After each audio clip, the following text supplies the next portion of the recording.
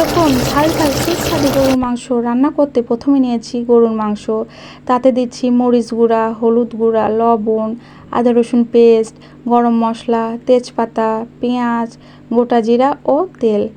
এবার আমি হাত দিয়ে ভালোভাবে মাখিয়ে নিচ্ছি। হাত দিয়ে ভালোভাবে মাখানো হয়ে গেলে তাতে দিয়ে দিচ্ছি কষানোর জন্য পানি, দিয়ে আমি ঢাকনা দিয়ে 10 মিনিটের জন্য ঢেকে দিচ্ছি। 10 মিনিট পর ঢাকনা খুলে আমি দিয়ে দিচ্ছি আলু, দিয়ে ভালোভাবে আমি নেড়েচেড়ে দিচ্ছি যাতে মাংসের সাথে আলুগুলো ভালোভাবে মিশে যায়। এখন আমি দিয়ে দিচ্ছি গোটা রসুন ও শুকনো মরিচ, দিয়ে আমি আবারও ভালোভাবে নেড়ে দিচ্ছি যাতে সবগুলো উপকরণ ভালোভাবে মিশে যায়। এখন আমি ঢেকে দিচ্ছি 10 মিনিটের জন্য। 10 মিনিট পর আমার মাংস কষানো হয়ে গেছে। এখন আমি ঝোলের জন্য পরিমাণ মতো পানি দিয়ে দিচ্ছি। আবার আমি নেড়েচেড়ে দিয়ে দিচ্ছি ঢাকনা।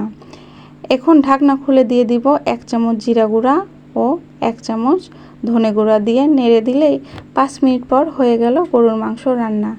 এভাবেও গরুর মাংস রান্না করলে খেতে হবে অনেক মজা এবং স্বাদেও ঘ্রাণে হবে সবাই মাতোয়ারা। ভিডিওটি দেখার জন্য ধন্যবাদ সবাইকে।